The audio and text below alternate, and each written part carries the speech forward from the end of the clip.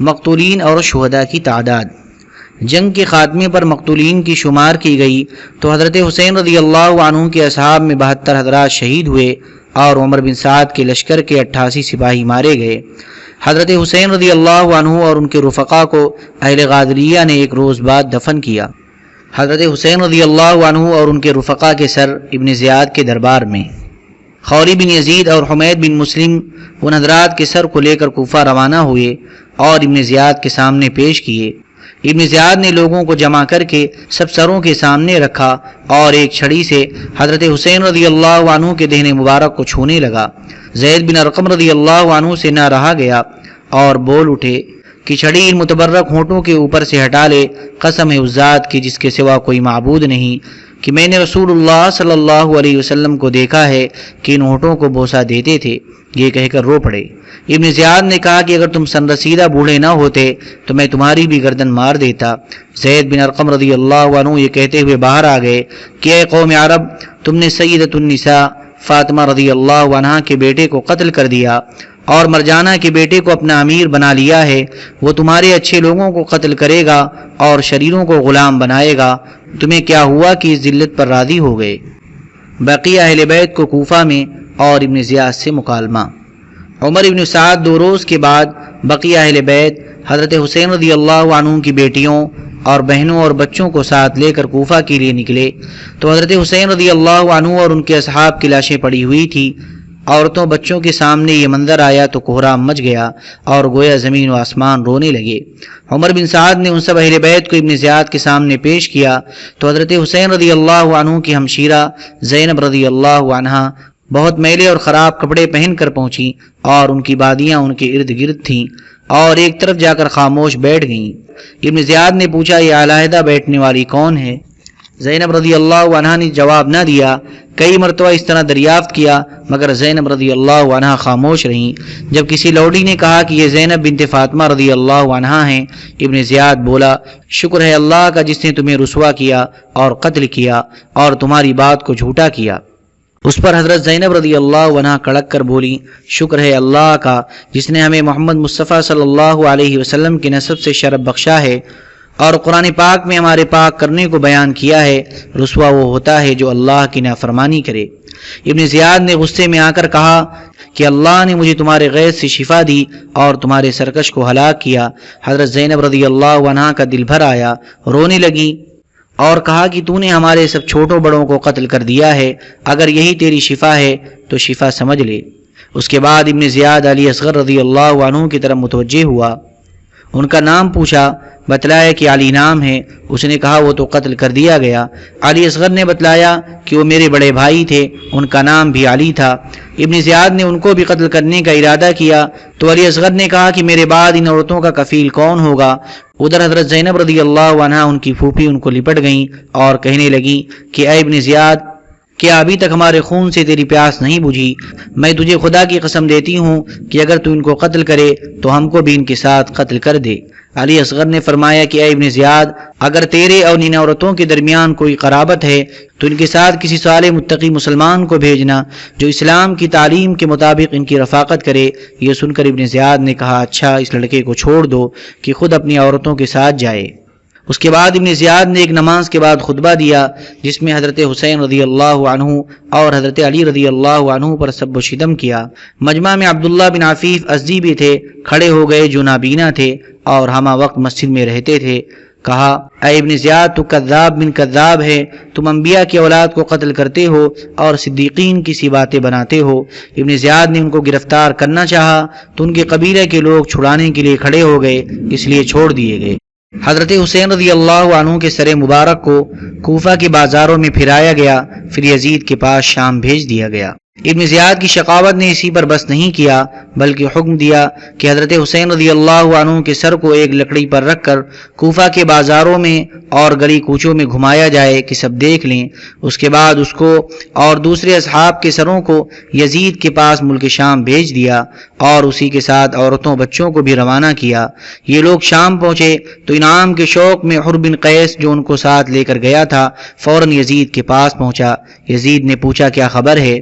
اس نے میدان کربلا کی معرکہ کی تفصیل بتلا کر کہا کہ امیر المؤمنین کو بشارت ہو کہ مکمل فتح حاصل ہوئی، یہ سب مارے گئے اور ان کی ساری عورتیں اور بچے حاضر ہیں۔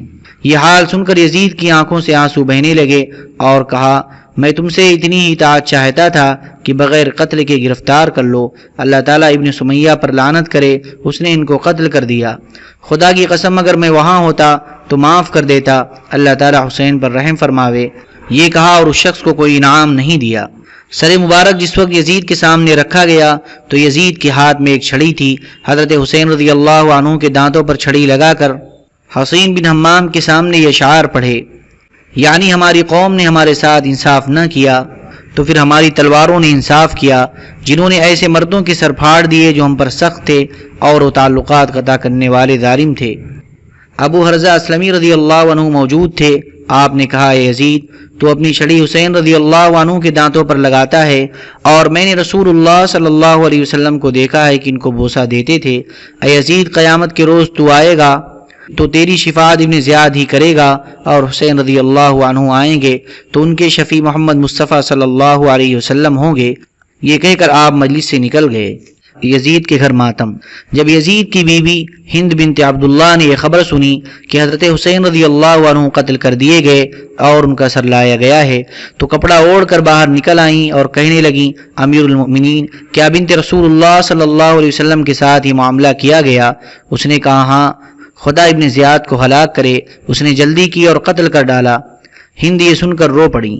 یزید نے کہا کہ حسین رضی اللہ عنہ نے یہ کہا تھا کہ میرا باپ یزید کے باپ سے اور میری ماں یزید کی ماں سے اور میرے دادا رسول اللہ صلی اللہ علیہ وسلم یزید کے دادا سے بہتر ہیں۔ ان میں پہلی بات کہ میرا باپ بہتر ہے یا ان کا، اس کا فیصلہ تو اللہ کرے گا، وہ دونوں وہاں پہنچ چکے ہیں، اللہ ہی جانتا ہے اس نے کس کے حق میں فیصلہ کیا ہے۔ اور دوسری بات کہ ان کی ماں میری ماں سے بہتر ہے تو میں قسم کھاتا ہوں کہ بے شک صحیح ہے، ان کی والدہ فاطمہ میری والدہ سے بہتر ہیں۔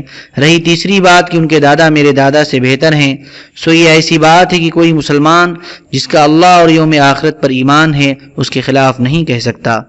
ان کی یہ سب باتیں صحیح اور درست تھیں، مگر جو آفت آئی ہے وہ ان کی سمجھ کی وجہ سے آئی ہے، انہوں نے اس آیت پر غور نہیں کیا۔ قل اللهم مالك الملك تؤتي الملك من تشاء وتنزع الملك ممن تشاء۔ اس کے بعد عورتیں بچے یزید کے سامنے لائے گئے اور سر مبارک اس مجلس میں رکھا ہوا تھا۔ حضرت حسین رضی اللہ عنہ کی دونوں صاحبزادیاں فاطمہ اور سکینہ پنجوں کے بل کھڑے ہو کر سر مبارک کو دیکھنا چاہتی تھیں اور یزید ان کے سامنے کھڑا ہو کر چاہتا تھا کہ نہ دیکھیں۔ جب ان کی نظر اپنے والد ماجد کے سر پر پڑی تو بے ساختہ رونے کی آواز نکل آئی۔ ان کی آواز سن کر یزید کی عورتیں بھی چلا اٹھیں اور یزید کے محل میں ایک ماتم برپا ہو گیا۔ یزید کے دربار میں زینب رضی اللہ عنہا کی دلیرانہ گفتگو۔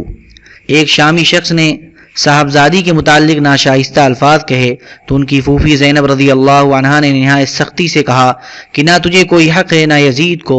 اس پر یزید برہم ہو کر کہنے لگا کہ مجھے سب اختیار حاصل ہے۔ زینب رضی اللہ عنہا نے فرمایا کہ واللہ جب تک تو ہمارے ملت و مذہب سے نہ نکل جائے تجھے کوئی اختیار نہیں۔ یزید اس پر اور زیادہ برہم ہوا۔ حضرت زینب رضی اللہ عنہا نے پھر تیزی سے جواب دیا، بالآخر وہ خاموش ہو گیا۔ اہل بیت کی عورتیں یزید کی عورتوں کے پاس، اس کے بعد ان کو زنان خانہ میں اپنی عورتوں کے پاس بھیج دیا۔ یزید کی عورتوں میں سے کوئی نہ رہی جس نے ان کے پاس آ کر گریا و بکا اور ماتم نہ کیا ہو، اور جو زیورات وغیرہ ان سے لیے گئے تھے ان سے زائد ان عورتوں نے ان کی خدمت میں پیش کیے۔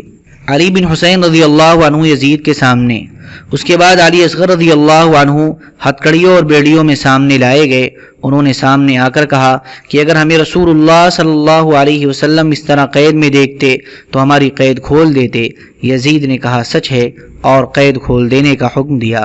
اس کے بعد علی اصغر رضی اللہ عنہ نے فرمایا اگر رسول اللہ صلی اللہ علیہ وسلم ہمیں اس طرح مجلس میں بیٹھا ہوا دیکھتے تو اپنے قریب بلا لیتے۔ یزید نے ان کو قریب بلا لیا اور کہا کہ اے علی بن حسین، تمہارے والد نے ہی مجھ سے قطع رحمی کی اور میرے حق کو نہ پہچانا اور میری سلطنت کے خلاف بغاوت کی، اس لیے اللہ تبارک و تعالی نے یہ معاملہ کیا جو تم نے دیکھا ہے۔ علی اصغر رضی اللہ عنہ نے قرآن پاک کی یہ آیت پڑھی، ما أصاب من مصيبة في الأرض ولا في أنفسكم إلا في كتاب من قبل أن نبرأها إن ذلك على الله يسير لكي لا تأسوا على ما فاتكم ولا تفرحوا بما آتاكم والله لا يحب كل مختال فخور. یعنی اللہ تبارک و تعالیٰ نے فرمایا جو کوئی مصیبت تمہیں پہنچتی ہے زمین میں یا تمہاری جانوں میں سو کتاب تقدیر میں لکھی ہوئی ہے زمین کے پیدا کرنے سے قبل، اور یہ کام اللہ کے لیے آسان ہے اور تمہارے کاموں کا تابع تقدیر ہونا اس لیے بیان کیا گیا ہے کہ جو چیز تم سے فوت ہو جائے اس پر زیادہ غم نہ کرو اور جو چیز مل جائے اس پر زیادہ خوش نہ ہو. اللہ تعالیٰ فخر کرنے والے متکبر کو پسند نہیں کرتا. یزید یہ سن کر خاموش ہو گیا، پھر حکم دیا کہ ان کو اور ان کی عورتوں کو ایک مستقل مکان میں رکھا جائے، اور یزید کوئی ناشتہ اور کھانا نہ کھاتا تھا جس میں علی بن حسین رضی اللہ عنہ کو نہ بلاتا. ایک روز ان کو بلایا تو ان کے ساتھ ان کے چھوٹے بھائی عمرو بن حسین رضی اللہ عنہ بھی آ گئے.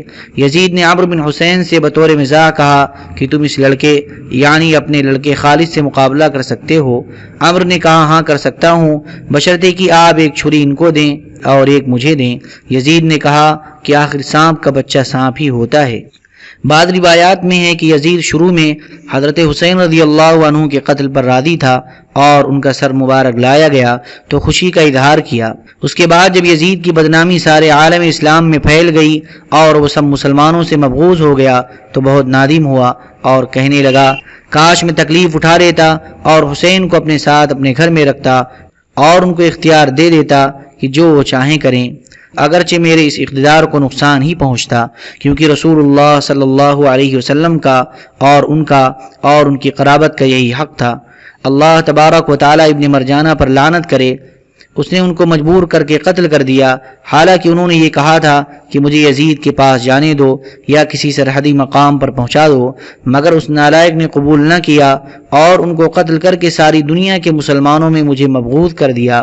ان کے دلوں میں میری عداوت کا بیج بو دیا کہ ہر نیک و بد مجھ سے بغض رکھنے لگا. اللہ تعالیٰ ابن مرجانہ پر لعنت کرے. اہل بیت کی مدینہ کو واپسی. اس کے بعد جب یزید نے ارادہ کیا کہ اہل بیت اطہار کو مدینہ واپس بھیج دیں تو نعمان بن بشیر کو حکم دیا کہ ان کے لیے ان کی مناسب شان ضروریات سفر مہیا کریں اور ان کے ساتھ کسی امانت دار متقی آدمی کو بھیجیں اور اس کے ساتھ ایک حفاظتی دستہ فوج کا بھیج دیں جو ان کو مدینہ تک حفاظت کے ساتھ پہنچا دے.